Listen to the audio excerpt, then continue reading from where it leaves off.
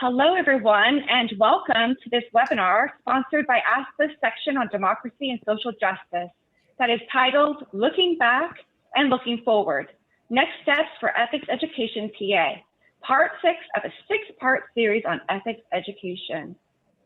This event is being recorded and will be posted to our social media channels later. My name is Parisa Benzant, and I serve as DSJ's Digital Engagement Coordinator. I will be remaining off camera for the majority of the event to make the video editing process go a bit more smoothly.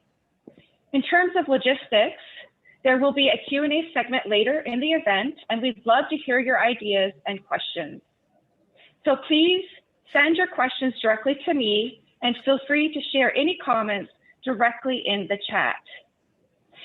Before starting this conversation that we're here for today, we want you to be aware of our upcoming webinar, Dismantling White Supremacy in Emergency Management and Disaster Preparedness, Part 6 of DSJ's Dismantling White Supremacy webinar series.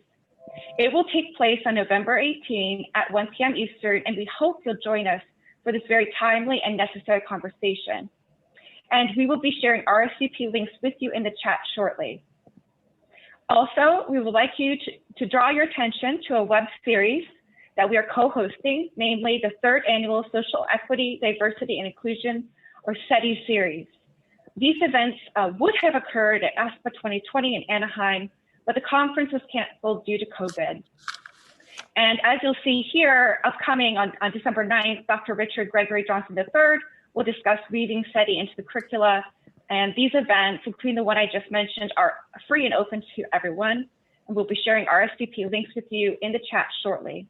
Also, just a quick shout out, we'd like to welcome past DSJ Dr. Johnson III, who is here with us today. Now, in today's webinar, we'll look back and look forward regarding the state of ethics education public administration, and also assess how the results of the 2020 election could possibly affect ethics in government in the future. So I'll be sharing those links shortly here. So without further ado, let me briefly introduce you to our phenomenal panelists. We are so grateful to have with us today Dr. RaJade Berry-James of North Carolina State University, Dr. Richard Jacobs of Villanova University, and Dr. Seth Meyer of Bridgewater State University. And so as we get started here, I'm just going to stop the screen share. One moment here. And give a moment here. I'm still seeing some people joining us. So I just want to give a moment here for folks to join us before we get started. And also let me go ahead and put some of those links in the chat. And I'll do that right now. So we'll be getting started one moment.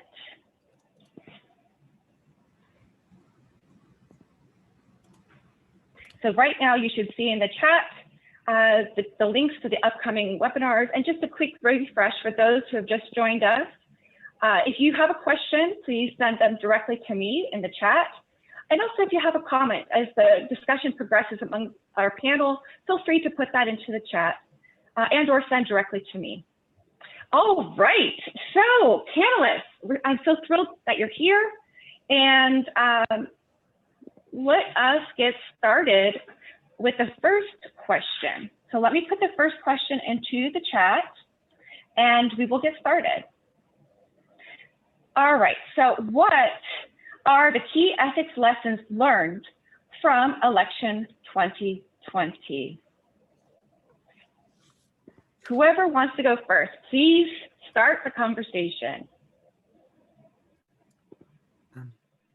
I can begin, but I think that the list is way too long. Part of it is it's going to take a while for us to really be able to parse out what we want to learn, because we may be forgetting this, but the election was a week ago. It may feel like longer, but it was only a week ago. But I think for me, one of the big things is a lot of these public administrators are caught with politicians who are encouraging false information, conspiracy theories, and you have this big ethical dilemma where you have to provide good information when politicians aren't, and they may be even the politicians who you may be dependent on it for a job, and kind of balancing public trust and providing good information and maintaining a calm demeanor. It's a really great opportunity for us to ask ourselves, how would we want our students to act if they were the ones in charge of certifying votes or managing these volunteers and these paid professionals who are doing the vote counting? How can we teach them to act calmly and professionally when the stakes are not only so high, but there's so many voices yelling in both directions? I'd follow up Seth's. It might be that the idea of an ethical election is an oxymoron, in the sense that if we're going to talk about such a thing, we have to identify what would constitute a ethical election. And in my counting, I find three principles that we should really consider. The first is honesty. The second is integrity. And then the third would be transparency. That an election lacking honesty, integrity, and transparency is less ethical than one that obviously exudes those virtues. So, for example, lessons that I might take away from this at this early point, as Seth noted, is the first has to do with fraud. And it's not pointing fingers at either side. The question is, in any election where fraud takes place. I grew up in Chicago, and I actually go back to 1960 when there was fraud in an election there. The question becomes, if there is fraud, the validity of an ethical election, it can come under challenge. Second, even more importantly, perhaps, are deceitful media characterizations, caricatures of candidates on any side that explode a truth beyond the reality in such a way that it's meant to appeal to people's emotions rather than considering carefully what the issues are in the election. I would say that sullies an ethical election. The third would be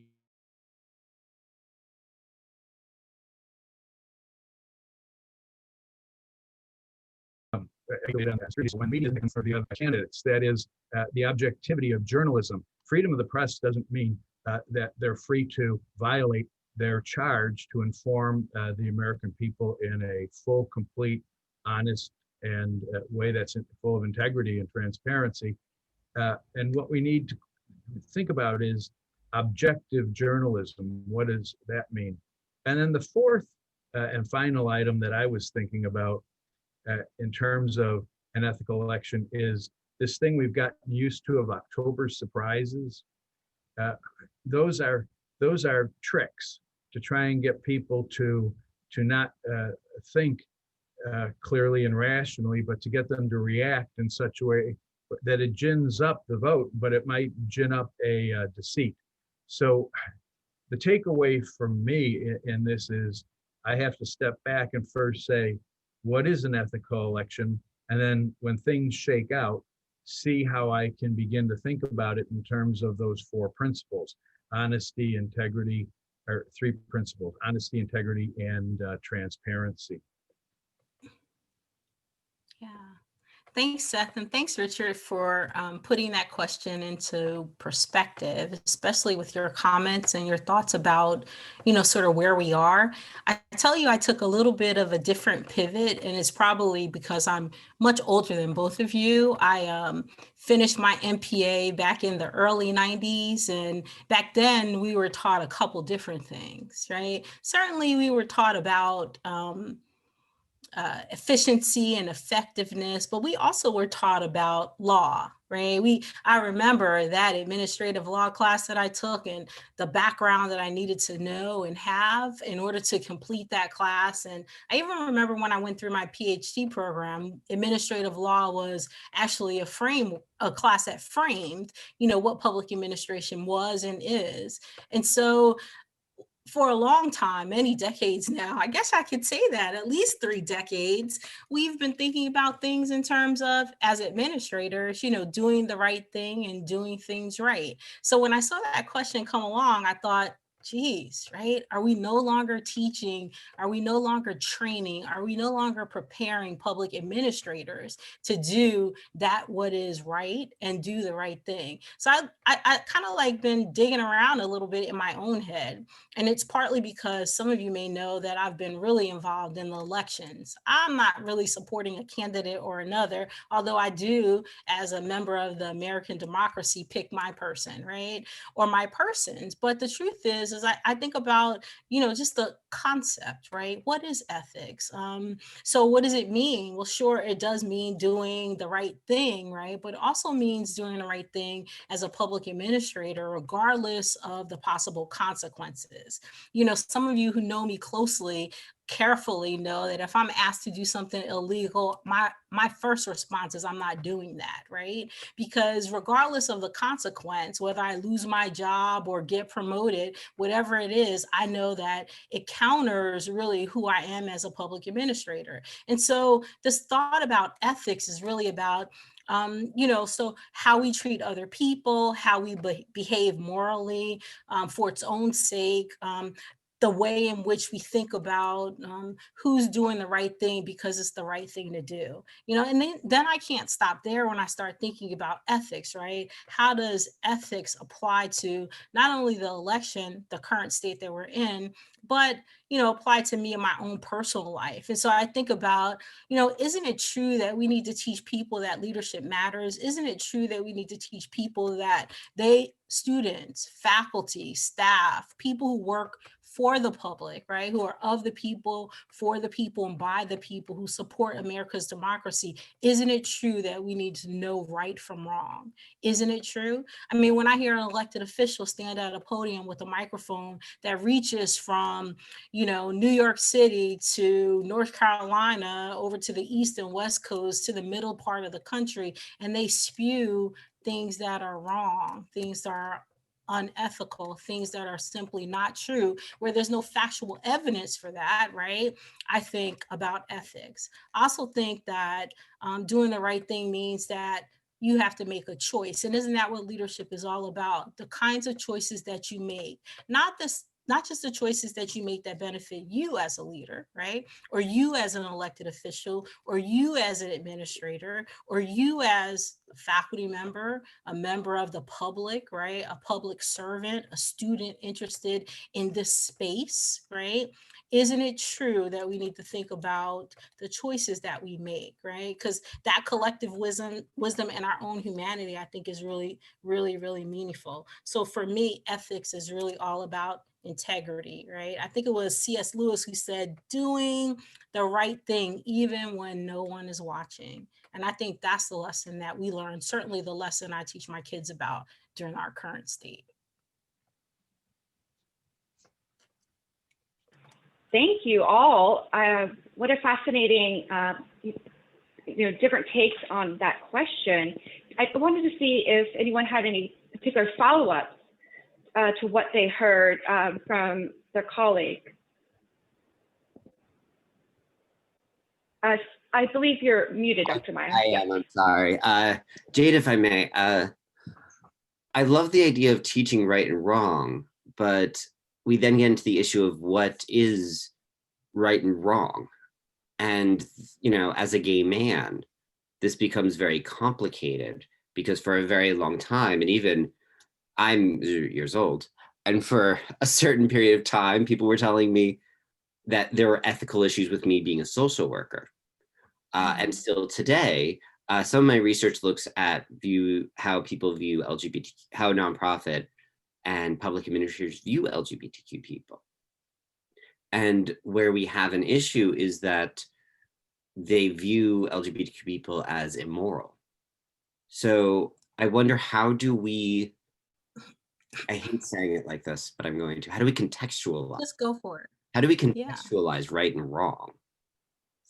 Right. Well, actually, Seth, I'm trying to make the point that we need to have people who are working in the public sector and nonprofit sector too, given their role to support the public sector, that we need to have people who are capable of knowing right from wrong. If someone said something like that to me, that you just said, that LGBT people don't have a place in social work, they don't have a place in the public sector, that there's something wrong about their presence here, I have a nice comeback for them. Right? I cannot say it on this video, this recorded session, right? Because I know that LGBT people belong. I know that people of brown and black people belong. I know that America in its context is a context for all of us. And the people who make a decision that we don't belong, those are the people who are unfit to serve in the public sector because they're incapable of knowing right from wrong.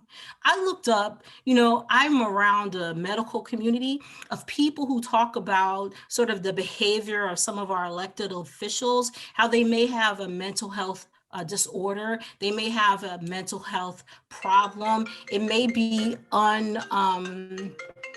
they may have been undiagnosed, and there might be some help that needs to be afforded to some people, right? So I've been digging into the psychology world to see if I could really understand what is it about the ability of people to know right from wrong, right? As a parent, certainly that's one of the things that I struggle with, because I want to equip my own children so that if they ever enter public service, they understand what is wrong about excluding people. They understand what is wrong about collecting tax dollars that benefit only some. They understand what is wrong about persistently and consistently denying Black and brown children access to free public education.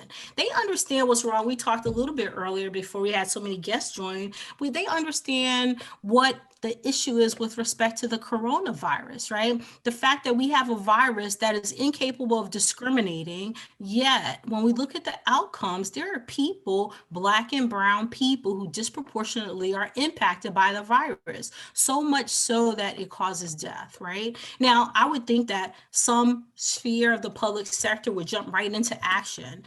If this group of people are disproportionately impacted by the coronavirus, then we must, kick into gear. We must treat them first. We must provide them protective personal equipment or professional equipment. We must rally our community so that we can help those people who are, by the way, making sacrifices for the American public, right? But when you just say, oh yeah, they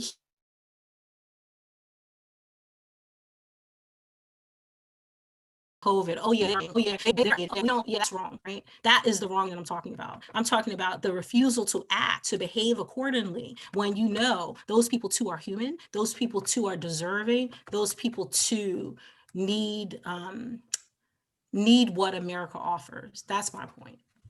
And perfectly said, beautifully, thank you.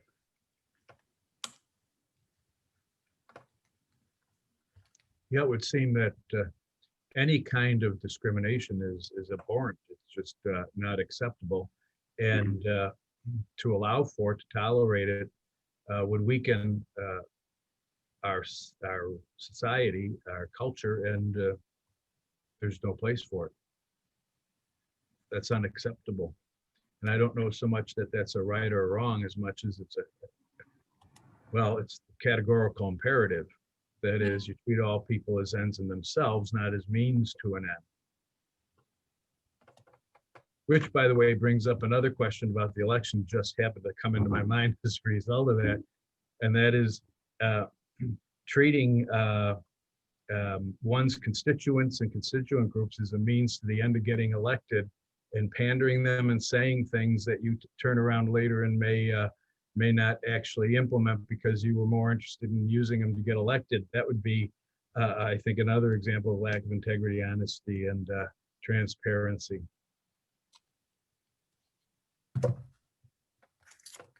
I agree. I think one of our guests to the panel today talked about ethics, whether or not how ethics is connected to social equity, right? I think that I thought it was. I'm on the wrong panel if it's not. I think that, in fact, ethics, this ability to train and develop people who are capable of knowing what's wrong, our ability to sort of, if you will, evaluate, right? Evaluate other people based on their behavior, right? Sort of call them out. My daughter said, I said, be careful when you go to school today, because people make decisions about, half of the country has elected or tried to re-elect a president who has done quite a few wrong things, right? And she said, they'll just have to get over that, Mom, because, we're moving in a different direction, right? And I think about, sort of her quick ability to evaluate other people based on their decision, their preferences in the democracy, right? The preference to, after having seen specific behavior, still want that person in place, right? There's a lot of things going on in our country now. And I think that one of the things that we also have to do when we think about evaluating the behavior of others, we also need to evaluate our own behavior, right? Based on our own intentions. It is true that people do enjoy, sort of where you stand depends on where you sit, right? We learned that also in our education decades ago. However, the truth is that we ought to think about what we're doing and who we're doing it to and how we do it and whether that in fact is right. Whether or not ethics is part of social equity, it seems like it has to be, right? It has to be the way in which we go about guiding people and training people and helping them understand how to apply social equity concepts, right, to public affairs, public administration, and public policy, how to make decisions, right, that are equitable in nature and need to be done, right? And when to step in and show true leadership. I think that's a really important dimension here that we're talking about. I guess I'm talking about how you behave ethically, right, with integrity, and whether or not you're willing to tell the truth. I think truth telling is what we need a little bit more of today. Hey, I was just presenting at Nacopa 2 days ago. And this was part of my presentation on ethics education, that we really need to be incorporating social equity into it because we've kind of siloed everything. And instead of having a good conversation on the ethical implications of social equity, we've kind of created this social equity perspective and this ethics perspective. But they are so intertwined. And we need to have more, even within PA, we have so many different silos, but having more conversations about the way that we can create ethically social equity, to acknowledge, for example, in coronavirus, that certain communities, Hispanic, Black and Brown communities, have been disproportionately impacted, and the ethical implications of that, we can't just separate them anymore. That's super fascinating. Thank you. Oh, Dr. Jade, go ahead if you want to stop. No, I was just acknowledging that I agree with Seth that we do have to, sort of understand that they're intertwined, and that when we talk about social equity, we are really talking about being ethical first, right? Recruiting and training people to sort of it's just a basic. It's like I was going to say earlier when we first started talking, I said, I'm going to talk about everything that I ever learned in life. I learned in kindergarten, right? Care for others, show compassion, tell the truth, be brave, right? Don't overtalk someone. Don't take something that doesn't belong to me, right? Care about the person who falls down, help them up, right? If you hurt them, make it right. Those are the kinds of things that we learn very, very early on. And yet some people just don't get that. They think that you're entitled. Even business does not think this way. Even the business sector does not think that they are entitled to profits without a return on investment, right? So you get that business is doing much better in terms of cultural competence. They go after diverse groups because they understand that diverse groups make up their consumers, right? It allows them to capture their fair share. In the public sector, some might even argue, and I might be one of those people who argue, we do the exact opposite. Yet we want to adopt all the business principles, but what we do is, if we have people who need more education, right, we ignore it. When we have people who need more healthcare, we ignore it. When we have people who need more democracy, right, we need someone to stand up for democracy in the election, we ignore it. We make it difficult. In fact, we create barriers and we create hurdles for people to jump over. And it used to wear me out, right? Especially during the election cycle, it's wearing me out. I found myself being worn out. And then someone told me, hey, what we're going to do is jump one hurdle at a time, right? So for North Carolina, we have a hurdle. Our hurdle is November 12th. At that point, we will certify ballots, as many ballots as we can in North Carolina, so that we can sort of contribute to what the official vote is.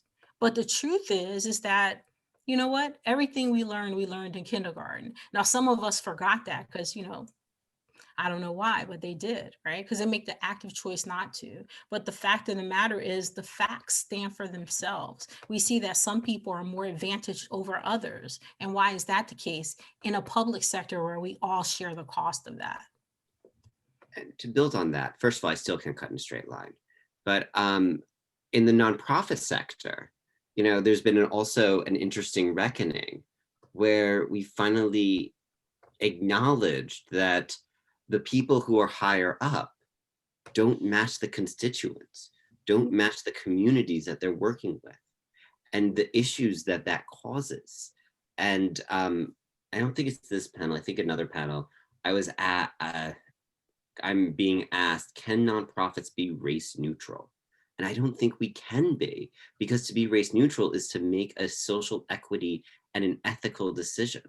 And especially in communities where you are working in majority minority communities, being race neutral is a decision, as an ethical decision. So I think nonprofits are also starting to deal with that complex reckoning. I don't know how well or not well, but. Yeah, I would call that lessons learned, Seth.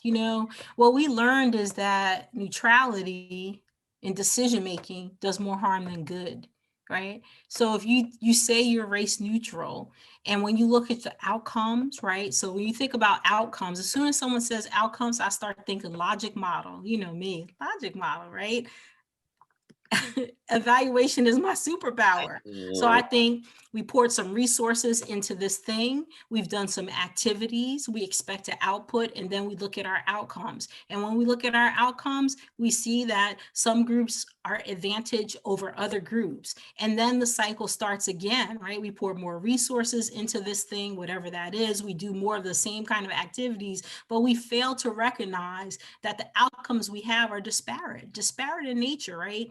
And we're not changing the way in which we do things. We're not reaching out to the groups that need our help. We're ignoring the fact that we can't get it done for people who look like that. And for those kinds of organizations, I think they should be out of business, right? Because what they're doing is exacerbating the problem, exacerbating the gap. They close their eyes when they see the hole. They refuse to stand in it, right? And understand the deep, deep disparities that exist in our American society. So nobody I know is talking about race neutrality. No one, because we know that when you talk race neutrality, that's code, right? For we don't care about you. That justice eludes you, right? That health, you can deliver the mail, you could deliver, work for Amazon, you could work the floor, you can clean the houses, but as long as you can keep doing that, we're not concerned, right? As long as we can be sheltered in place and protected from the coronavirus, we're okay, right? I'm just saying, something to think about. And this is why social equity is such an important ethical issue. I'm sorry, Richard. We're not just talking to each other. I'm listening. Dr. Jacobs, did you want to chime in on this, really illuminating the discussion here, or I also have a follow-up myself to this discussion. The only question I have on this whole matter goes back to the original presenting question, and that was of right and wrong. And that is, a wrong isn't justified by a wrong. For example, one of the things I worry about in this election, because that was the topic we originally started with when the media fans the flames of people being upset, and it doesn't matter on what side of the issue they're upset about, into behaviors that are unethical at best, not only immoral. That is not acceptable if we're going to talk about an ethical election. The conduct is such that it sullies what really a good representative democracy, an election in a good representative democracy would be. And that's one of the problems I think that we also need to think about is the kinds of over-the-top behavior that then is used to characterize other people and other groups that isn't necessarily even part of that, where they might actually have been, in a sense, pirated by a group and used to promote a different agenda. That's not ethical. That's not to say it's not done.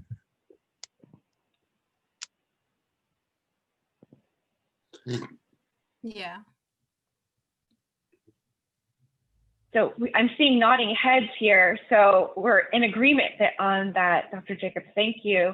And I just wanted to call everyone's attention to a question in the chat because it directly refers to what we've been talking about here. So per Seth's comment, in the nonprofit sector, not just a recognition of the mismatch in power, resources, et cetera, between decision makers and client service recipients, that neutrality that Jade refers or should refer to considerations of who the donor is and how they earn their fortune in the first place. What this sort of charity washing does for the reputations of both the giver and the recipient, the organization highlights the need for more reckoning. So this is a combo question/comment. Any thoughts, panelists? So I'll go. I'm a queer theorist, which means my basic thesis is burn it all to the ground. And I'm also a New Yorker. I grew up in New York. So this leads to this connects a lot to me because New York nonprofits, especially the big ones, the Metropolitan Museum of Art, are dealing with a lot of this. You know, how do we acknowledge donors who have spent quite a bit of money? But the Sacklers, for example, you know, who have names after them, but they got it through supporting all these medications that people are addicted to. And it's complicated. I think that there's some really good discussions going on. There's also, via social media, a lot of more people are speaking out. And I think now foundations are requiring nonprofits to connect more and to look more like the communities that they are supposed to be part of. But that still represents a very strong power differential, where the foundations are saying you need to do this instead of the nonprofit saying we have an ethical responsibility to do this. So I think that we are seeing more pressure on these nonprofits to represent the people that they should be representing and to explore ways to create an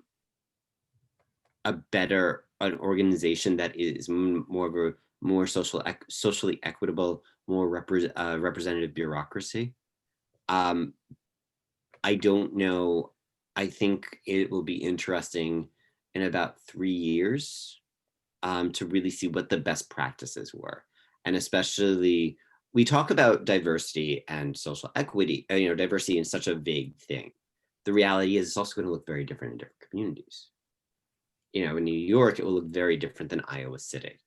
So I think really understanding the best practices and exploring how different communities have been able to create this better and more representative organization, which a lot of them have done over a long period of time. I'm not talking about something very new. I think will be really useful. Sorry.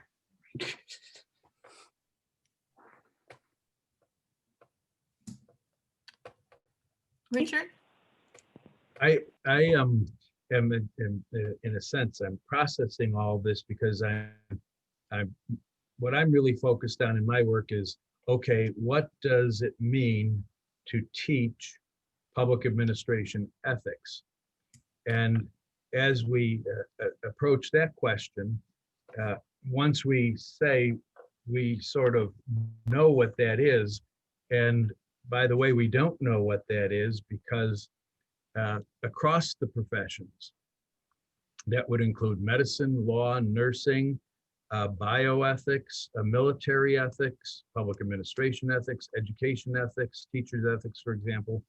Across the professions, while everyone says we can teach ethics and we believe it's an important thing for everyone to learn, when it comes to questions like how are we going to do that? Why are we going to do that? What should be included in this ends a lot of the discussion because people don't, across the professions and for decades, have not really been able to answer those questions. Even a simple thing like a standalone course versus infusing it in courses across the curriculum. Those questions have never been answered. And then other groups have said, well, then what we'll do is we'll introduce current events, current topics to prominent ethical dilemmas in a way to get people interested in ethics. Well, the question has been not having a focus. What happens? What really is what I call the elusive value of applied ethics education?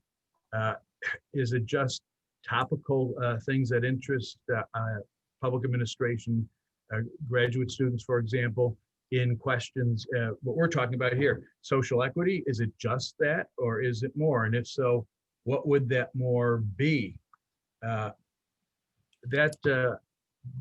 John West just completed a book chapter that says it's such a contested sense of applying theory and practice that we need a new way to begin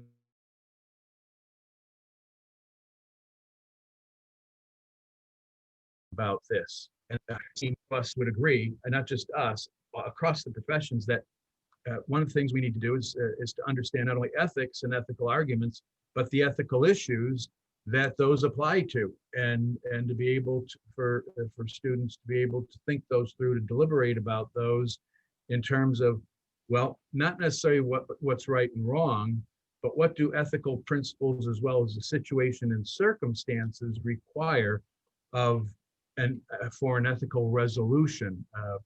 Jade had said to do the right thing, but that also includes in the right way, at the right time, to the right people, with the right outcome.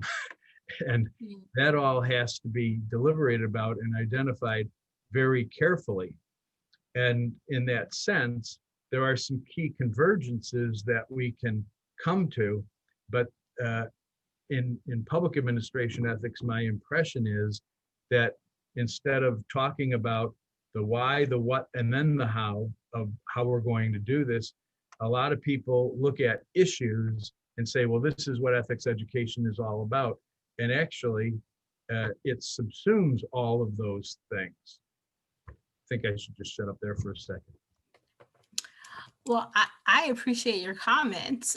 So I think you're in a space where we all appreciate learning from each other and really, sort of growing and stretching, especially as we practice public administration.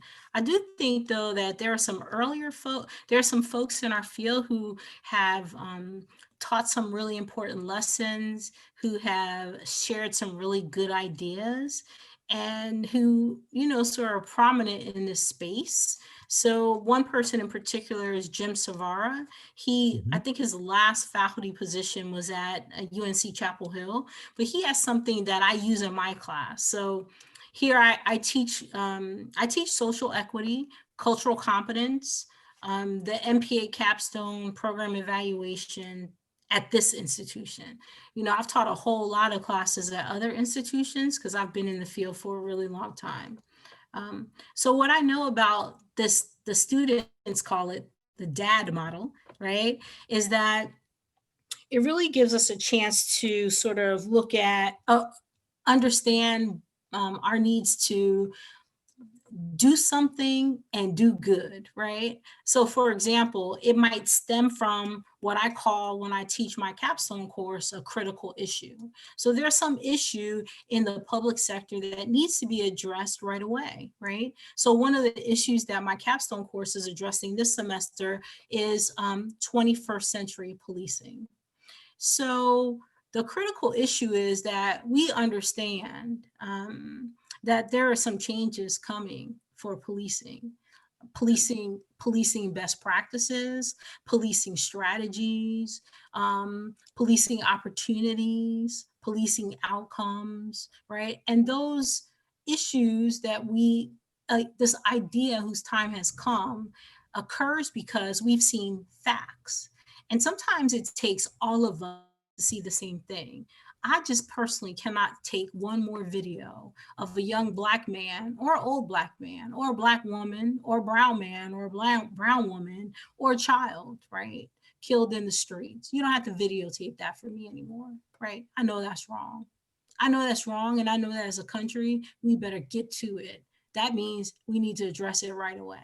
So the DAD model, according to Savara's model, is that first you sort of describe this critical issue. You clarify the facts in a particular situation, and you assess the interests of all people, all parties, people who are key stakeholders in this particular situation. And so they're all involved in the way in which the outcome occurs. So, you know, in some classes, we might think about teaching students how to conduct a stakeholder analysis, helping them understand the root causes of problems, making sure that they could talk about a critical issue as an issue that warrants an agenda, right? Warrants a particular spot on the nation's agenda, requires it to be a priority for our country, right? We might teach them how to do that. We might even teach them,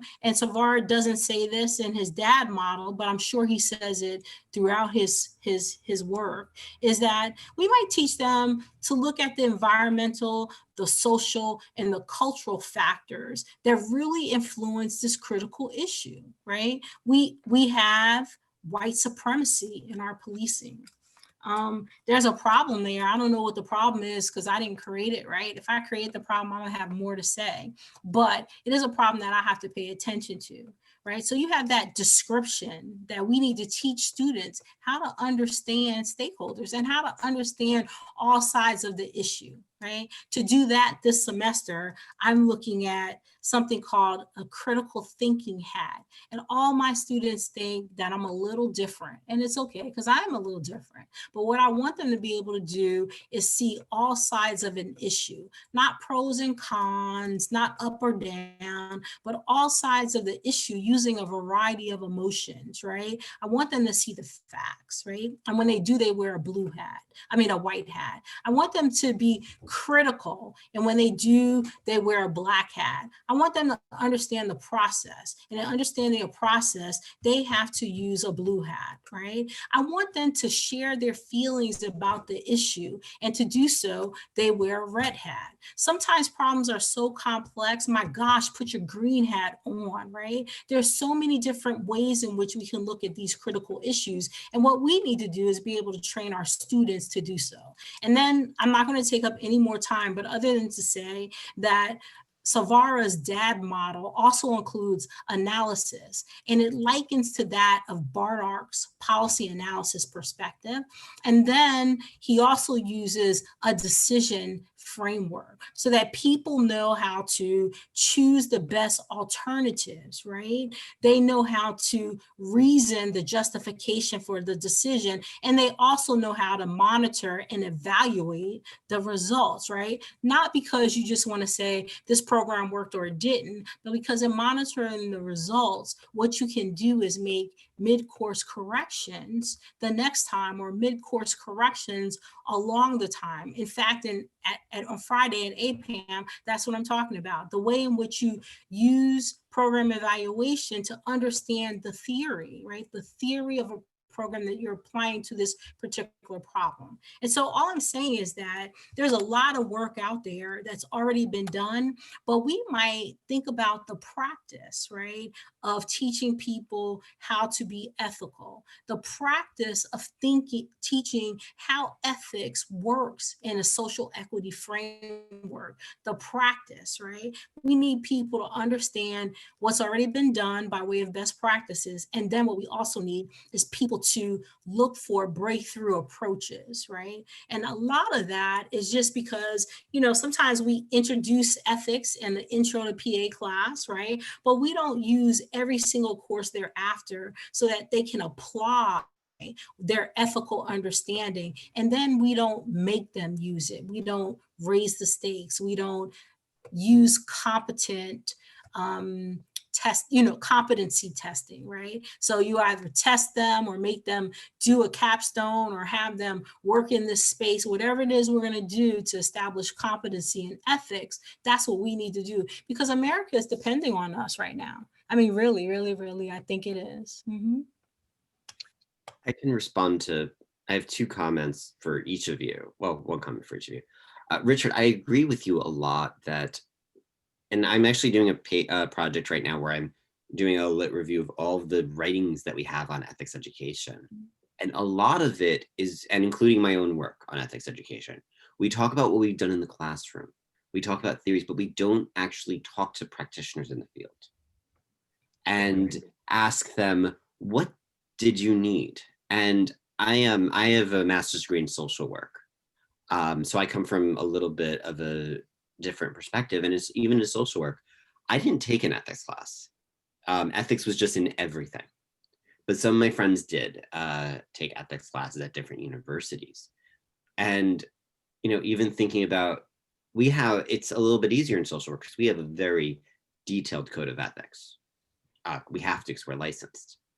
But, we, in public administration, how do we talk to our practitioners? And actually, this is one of my next projects. How do we talk to practitioners, especially in a field as diverse as PA, to see what did they get out of their ethics education and what do they need? What are we not supplying? Because I feel like we do sometimes, we're just speaking in a vacuum. And then if I can connect to something that Jade mentioned, we are in research and in classes, we like to think of ourselves as above everything. But we have to include the emotional aspect too. And I love that you included that, because being ethical connects a lot to our emotions. We are emotional beings, and understanding our emotions when we're dealing with ethical situations is so important, and helping our students understand their emotions during complex ethical situations may actually help them process. And in social work, we do this all the time, and I miss it in PA. I think that we could learn a lot from the way that social work process. I'm getting a disagreement, but. Yeah, if I can respond to Seth, another issue that has come up across the professions is that, everybody who teach ethics will claim that they do a great job. And most of us probably do a wonderful job. That's not the issue, whether it's in an required course or an elective course. They believe they teach it well, but they also have a lot of questions about what's the best way to teach. And the fact is that across the professions, there are no longitudinal data either way that demonstrate the efficacy of ethics courses in pre-professional training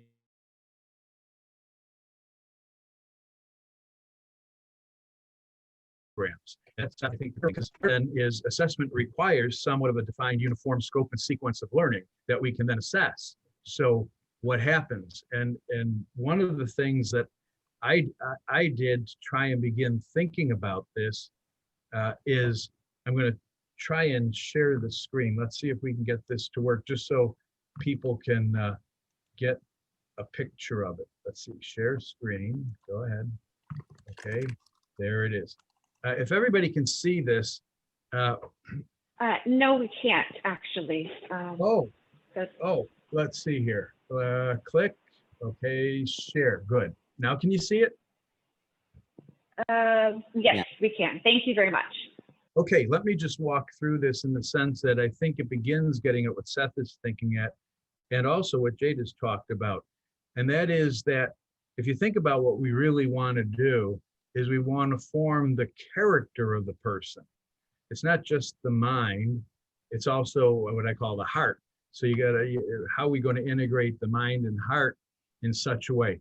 And it seems that one way to think about this would be to look at ethics education as spanning an entire professional career.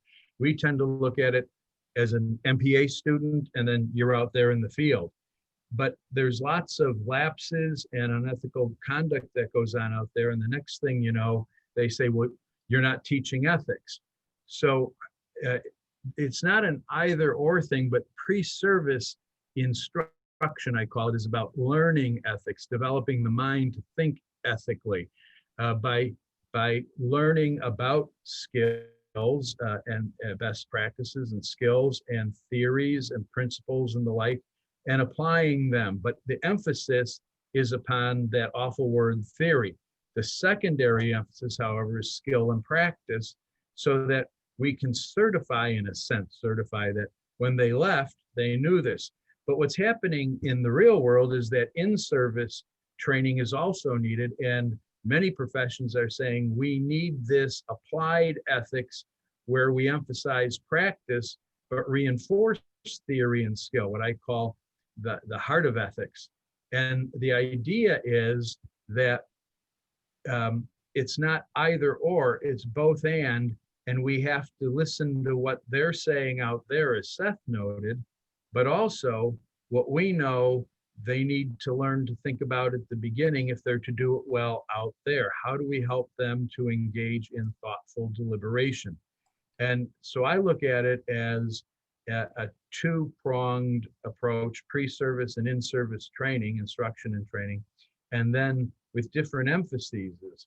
And it might be that a practitioner out in the field would be very helpful in coming into the pre-service instruction phase to help really get at what the real world is, challenges are out there. But in the same way, a university professor who teaches applied ethics could really help by going out in the field and reinforcing what was taught. Now that's just that particular aspect. So I'll just stop there, but that's in relation to what Sean was saying, and also the idea of what Jade was saying about, ethics is not just a mind. It's also about a heart, and when we integrate those, it's about your character and looking into the character of the person, as Jade said, evidencing itself in their actual conduct in professional practice.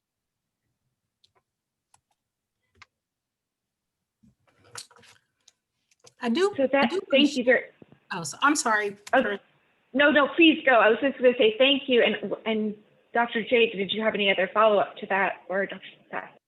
Well, I just wanted to add that so many of our programs in public affairs, public administration, and public policy are accredited by NASPA, which is the creditor for those kinds of programs. And I know that we are not just in the American context, but we're global in nature in terms of how we accredit programs. And so I think that what Professor Jacobs talked about in terms of the way in which we teach students both theory and application, and then also certify them, at least that when they go through our training programs, that they have sort of a foundation on ethics. I think it's a really important perspective, but I also think that from a program point of view, it is our responsibility to demonstrate the way in which we prepare students and the way in which we offer them many opportunities to practice right? The practice ethics. And, there are some kind of decisions that people make, right? And so ethics is, yes, it is in fact, how we look at others based on their behavior, but it also is the way in which we evaluate our own behavior, right? And the intentional choices that we make. I think that's the one thing I wanted to say, that there are some people who intentionally make choices that benefit some and not others. To respond to Jade, one of the most embarrassing things in terms of public administration is that one of the defining characteristics of a profession is that they hold their practitioner members accountable for upholding the code of ethics. ASPA has a code of ethics. Mm-hmm. It suggested in 2013 under Jim Svara a mechanism to hold people accountable, and that was eventually turned down and rejected. ICMA does have a code of ethics and practice and does hold their people accountable, but I have not yet been able to find someone who has been held accountable to that. Other professions do. The medical profession, legal profession in particular, hold their people very stringently. I don't recall, Seth, about social work. I read the stuff, but I don't remember that their code of the American Social... The National Association of Social Workers. Yeah. Oh, we hold people very accountable. For ethical violations? Yes. Okay. And I've actually, and in my professional career as a social worker, I've dealt with that. And there's actually processes laid out. But the big difference is also because we're licensed. I am a professor of public administration, but I am also a licensed social worker. And I think that does make a big difference. And then it changes also the code of ethics. If you read the NASW code of ethics, you got 30 pages of just the regular code of ethics. And then you have another technology code of ethics, which is useful in how do we communicate, how do we use social media, etc. And that provides guidance that, and I don't want to say that the ASPA code of ethics isn't great, but it is significantly shorter. It's 8 points on one page. So yeah, I think the practices are good and it's helpful, but you're right. The question is, how is it going to be enforced? And perhaps your point about a licensure issue would change the whole discussion.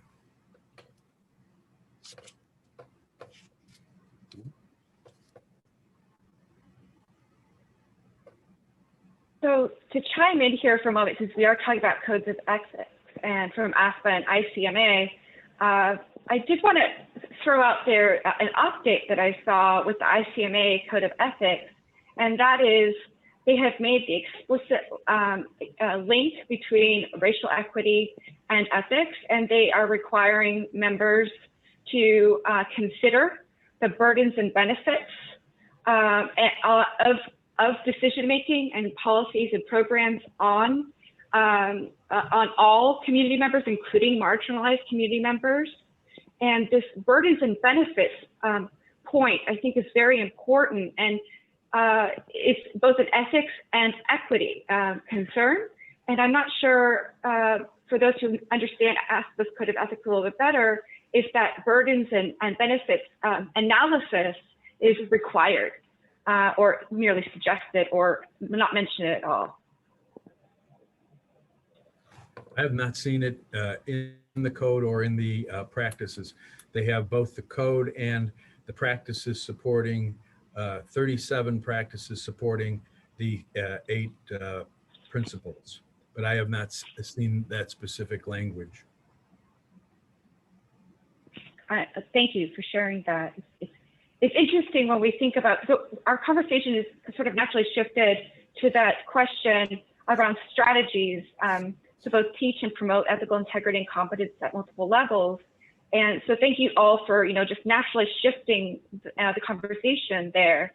That's excellent. And I suppose my question really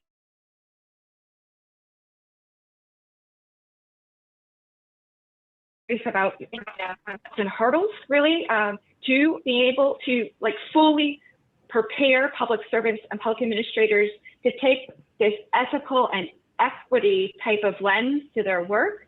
And does it come to just codes of ethics? What are the other hurdles or obstacles?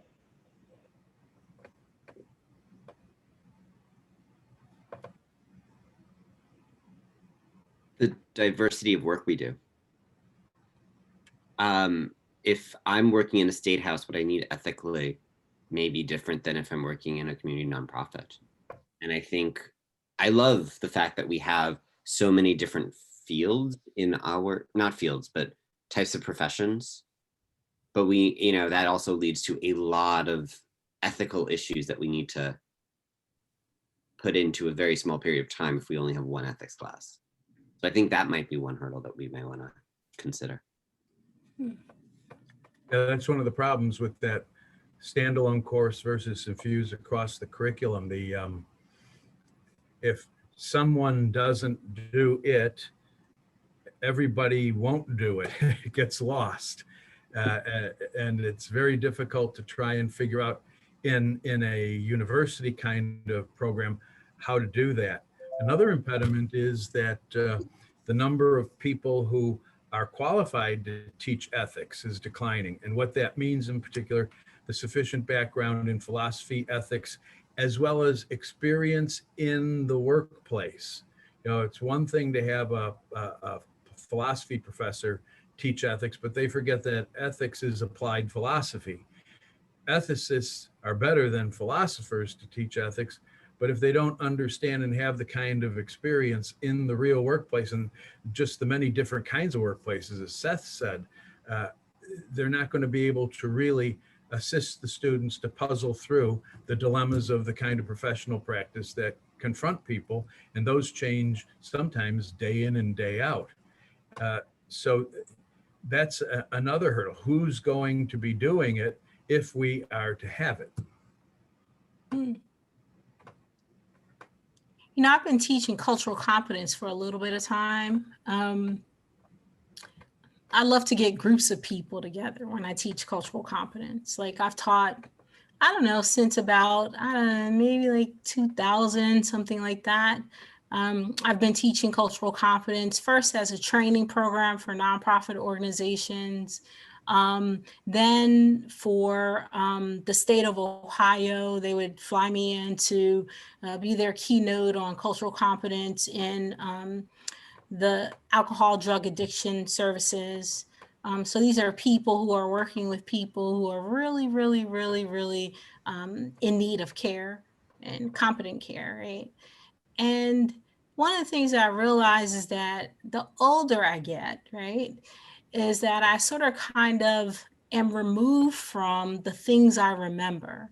But some of the things that I experienced growing up are the things worth remembering, right? And so you might argue they're perfect case studies. When I teach cultural competence, I try and use real life case studies so that people understand that you could have a situation in Philadelphia, for example, where a mayor and a police chief and a firefighter are standing along the row houses arguing that they're not going to put the house down, put the fire out, right?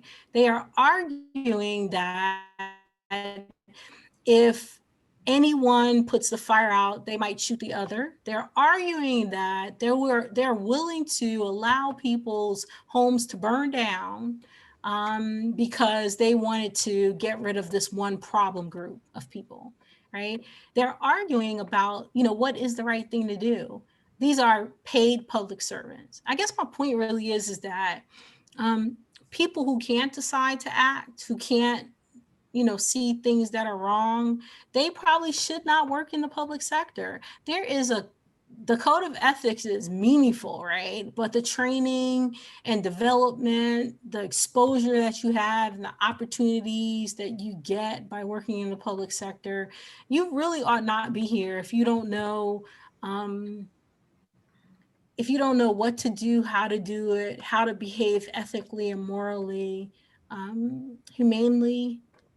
And if you can't work yourself out of like real problems that cause loss of life, loss of property, loss of respect, loss of trust, we're in a challenging time. This election, I'm going to bring us back to the election. This election had a lot of really important ethical issues on the ballot. One ethical issue on the ballot, I mentioned it earlier, is policing, right? The way in which 21st century policing has to occur. Another issue on the ballot is COVID. We know that more than, I think once it hit, from the time we declared a coronavirus pandemic, I was counting every night, me and another colleague, how many people lost their life because of COVID. And I will tell you that I stopped counting when we hit 200,000. And then I started counting again because I felt like I was being so, not brave, right? And, then I stopped counting again at 225,000. And then I thought, well, in my classes, the classes that I taught a survey research class over the summer. I'm teaching social equity. I'm teaching the capstone course. I'm putting on pages that are devoted to public servants who have been doing their job but lost their life, right? Because of the coronavirus, because they weren't protected. And then the other thing I started doing was thinking like, maybe I'm focusing too much on the death of it all.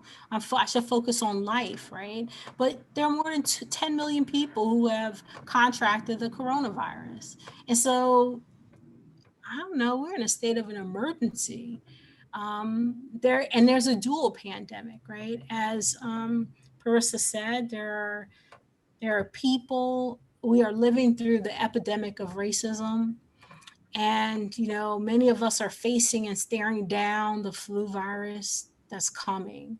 And so we really need people to be able to make decisions and make decisions quickly and make decisions that are more about others than about themselves in the public sector. At least that's how I see things. I know that in North Carolina, maybe some of you remember we were chatting a little bit about the current fight, that we're still fighting for democracy. And we're not fighting in that we're not bickering or anything, but we're trying to fight to make sure that every vote counts. We are certifying ballots that have been returned, right?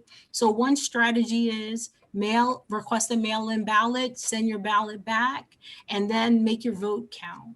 Well, we know that after November 3rd, I think there was about 11,000 votes that had not been counted because they were put to the side. We also had a Supreme Court decision in North Carolina that said, a US Supreme Court decision in North Carolina that said that we could cure the ballot or fix the ballot so that it could be counted up until November 12th at 5 o'clock. And so what do we have? We have people who are trying to call the vote, even though we have some very close, we have some contested elections that are too close to call, right? So you're trying to call the vote anyway. You're not working on helping the Board of Elections either at North Carolina or in the 100 counties that we have. You're not helping them cure the ballot or notify people that their ballot needs to be fixed because maybe someone's signature doesn't look like it used to look back in the 1990s, for example. We know that when you look at the analysis, and I've done this analysis among the 100 counties, there are a couple problems that exist. One, if you're a new voter and you use the mail-in ballot, your ballot may have been put to side because they couldn't verify. That means you're young. Right? You're a young person voting for the first time. And then we also know there's a group of people, elderly people who signed and maybe their signature is really different. And so the election official could not verify that that was the signature. But then the other thing we have is we have a group of people who need to go out and knock door to door during a pandemic, right? And say, we need you to cure your ballot. We need you to fix the ballot. We want to make sure that your vote counts. And that's our real duty and obligation to the American citizen and certainly the people in North Carolina, right? But yet we have all these other issues that are going on. And I just think that, someone needs to speak the truth, right? The truth is that every vote counts and every vote should count. And we're as elected officials, we're supposed to do what we're going to do to make sure that democracy lives in North Carolina, I'm just saying, I just think that we're at this point where we got to tell some truth in the field of public administration, because when we don't, we lose the trust of American people. And there are already lots of Pew surveys that talk about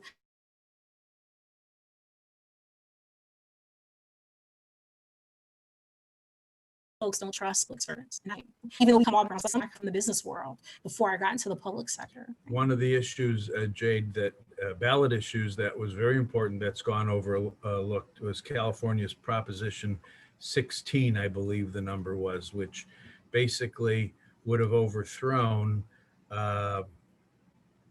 Proposition 204 or 240, I believe it is, but basically it threw Rawls' theory of justice outside under the bus. It basically is returning to a merit-based approach, and it lost significantly, which was surprising, but it did, and that's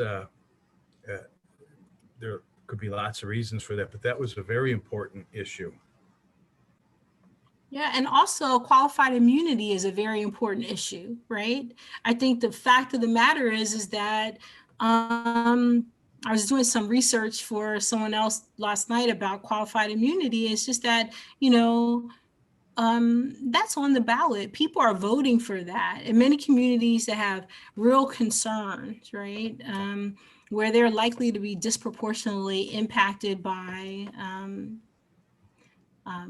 a rogue police officer or death by cop, or, I don't know. There's so many things you can call it, right? I just call it injustice. The fact of the matter is that qualified immunity is on the ballot, on America's ballot, because we are, I'll use the NAACP's hashtag, we're tired of dying, right?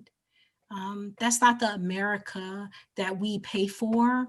That's not the America that we believe in. I don't want my husband to have to worry about going to work when he's going to work to save lives, right? I don't want my children to have to worry about their mother when I spend my nights teaching about public administration. I don't want to worry about my children when they walk out of my house. But there is a great deal of unfairness, injustice.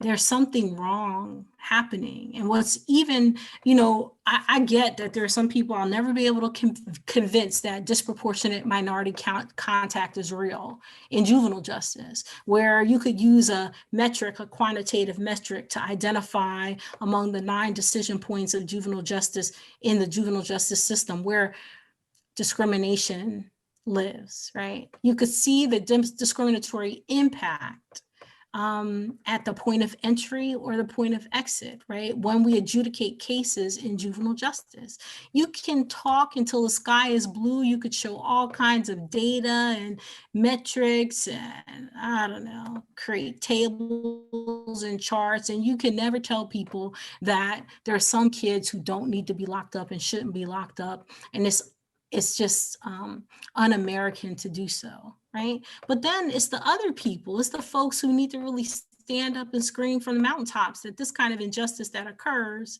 is something worth fighting for. Like, this is the America that we're fighting for, I mean, I'm not, I feel bad for my children because they have to live through this world of change, right?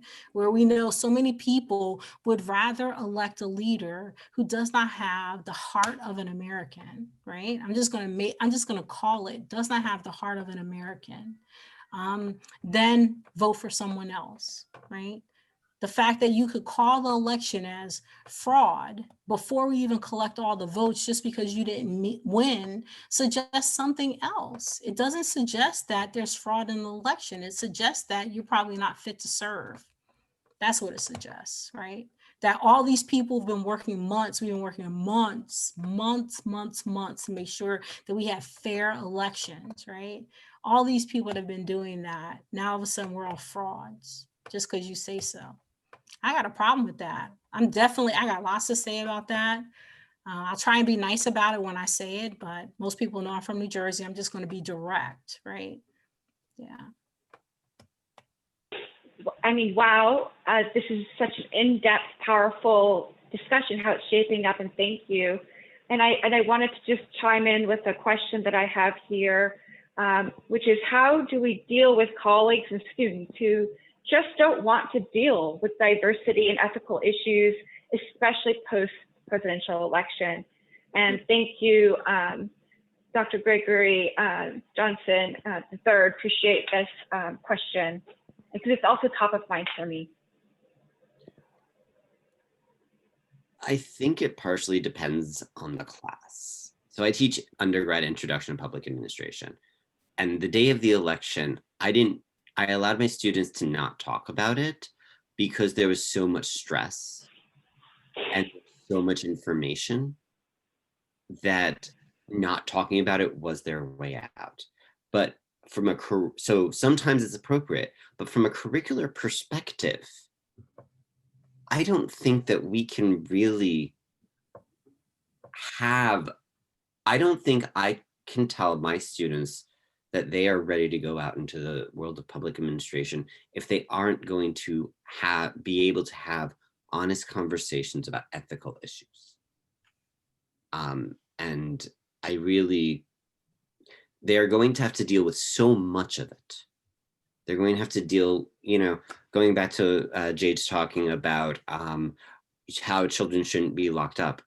My first job was in foster care.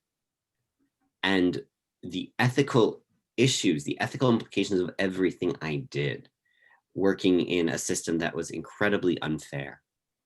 If I didn't have that ethical framework to start, I don't know how I could have done my job. And I don't think we, as not just public administration professors, but as public servants and public administration professionals, we need to make sure that we are providing the ethical tools that our students need and the resources so that they can be really good professionals.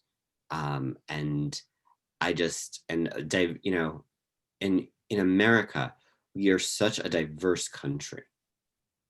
Giving our students the tools to deal with that diversity, and not just saying, here's certain groups, but giving them the tools to learn so that when they start to work in different communities, that is so central to public administration, and giving them the tools so that they can say, well, I learned about how to work in Black and Brown communities, but right now I'm working in the gay community. So how do I then become culturally competent in that? How do I create those relationships? It's so important for our public administrators, that our students, that I don't think that we can. But I also think that we need to be aware of our classes and sometimes allow our students to focus on other things in one class while still having the diversity and the ethical issues in our classes in general. I don't know if that makes sense. No, you make an important point, and that is that the way we're talking today, I don't know how anyone could teach a course that covers everything that we talked about. It's impossible. So the question becomes, what can we really do in a way that ultimately makes a difference in their professional practice?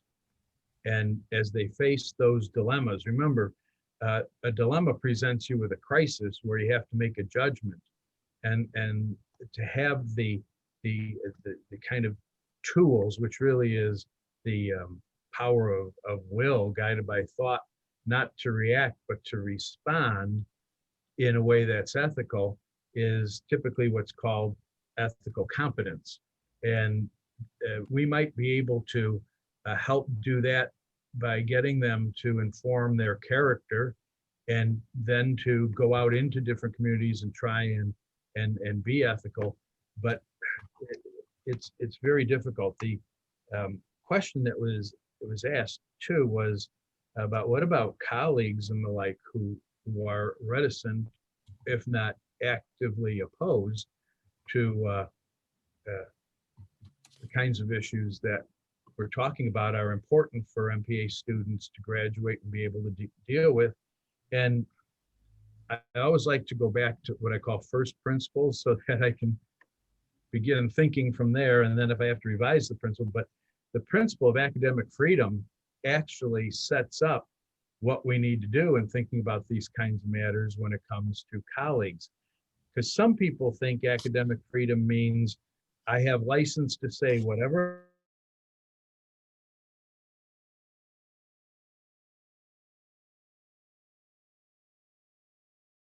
how the AAUP says, no.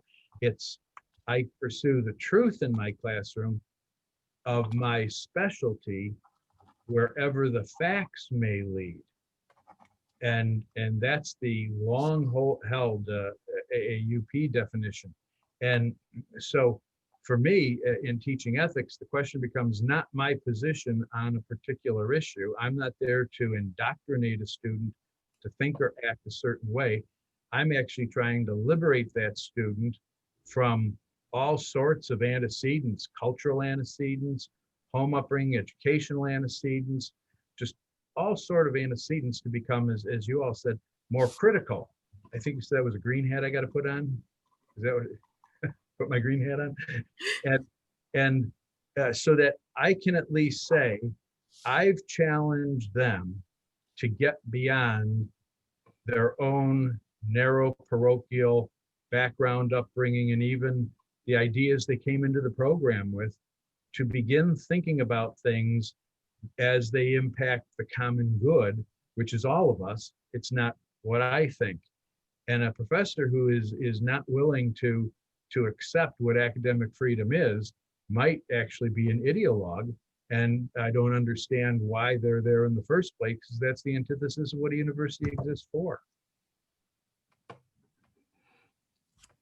Yeah, that's a good perspective, Richard. You know, I want to say I was trying to write some notes down so I could be thoughtful about this very important question, right? I think the question was, how do we deal with colleagues and students who just don't want to deal with diversity and ethical issues, especially post the presidential election? And I think about my own behavior over the past 4 years that I demand in all my classes, that when people are critiquing elected officials or making some mention about the current president, and even when Barack Obama was president, I still did the same thing. I required students to refer to the president of the United States as President so-and-so, right? So I think that sort of not only what you say, like students definitely, the way in which you model public administration for them, you know, I'm big enough, I'm good enough, I can handle it by, you know, making students say the person, you know, the reason why public administration is legitimate is that office of the president, that person is president, whomever, right? So I've always demonstrated that level of respect for elected officials. But the other thing I also say in my classes, in my social equity class and other classes, is that the law is the language of social equity. In fact, when we have people who are not brave enough, who don't have the heart, who don't make connections between their head and their heart, like who don't make the emotional investment in public administration, those people, they also have to abide by the law. And so that's a really important language to speak when you're in the classroom. And then the other thing is this semester, I've just started, I shared with you the link. I hope you'll take a look at the creative thinking hat. I use that in all my classes, in both of my classes, right?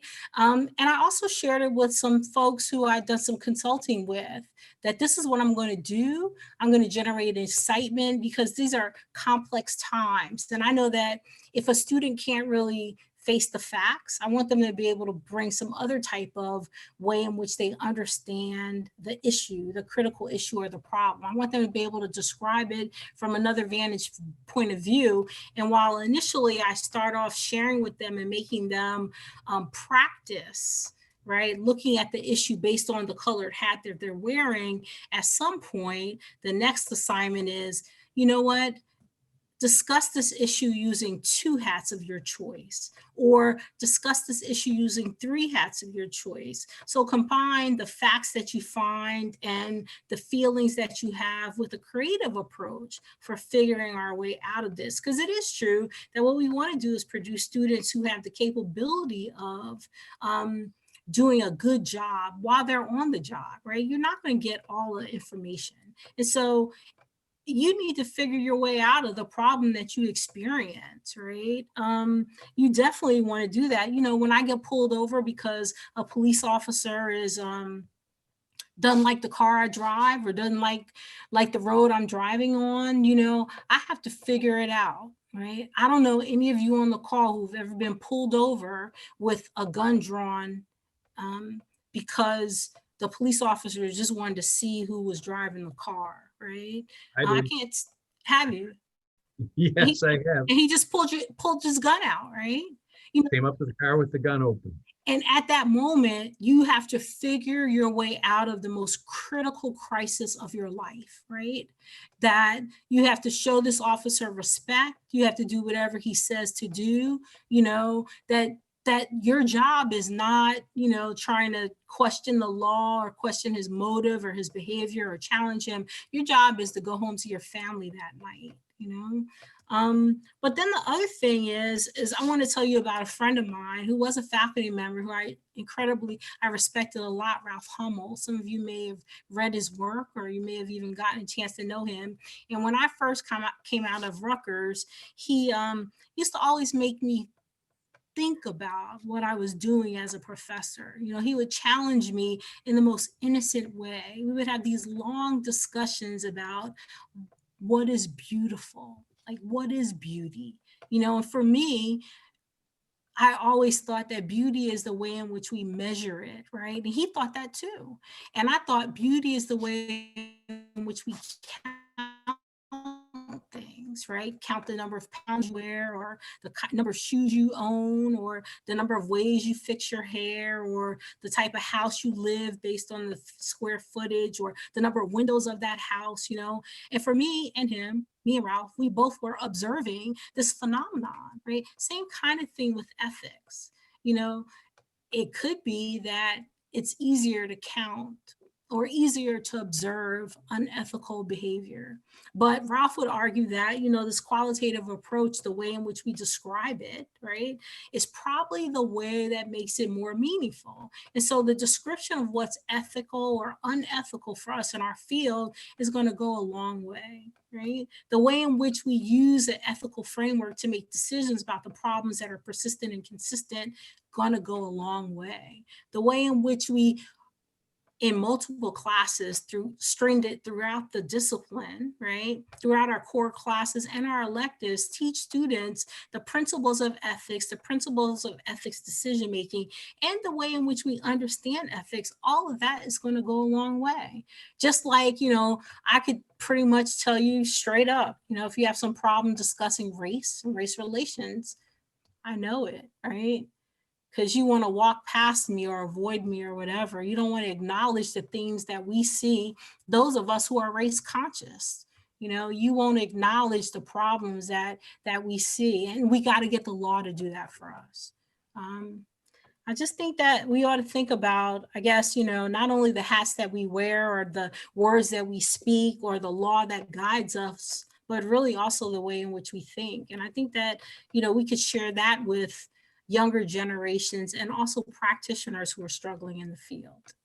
Now, what we do for faculty, I can't help us on that, you know. Yeah, that's phenomenal. Thank you, Dr. Jade Berry-James. Really appreciate those comments. We're at time here, and I wanted to say thank you to Dr. Jacob and also Dr. Meyer. Really appreciate this fascinating, really dynamic conversation. I'm still ruminating on what has been discussed, and really, big shout out to all those that showed up today to really engage on this subject matter. It's so vital. And to end our time together, it really seems fitting to share our GSJ statement, just a little part of it, and I put the link to it in the chat. It's in this statement that came as a result of the assassination of George Floyd, and also the other pandemic of COVID.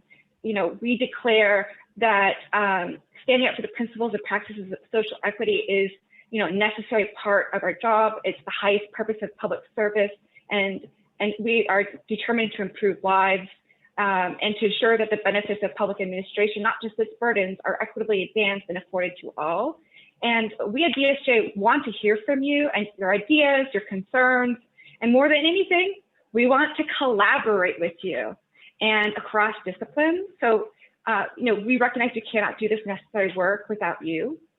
So please be in touch. You'll keep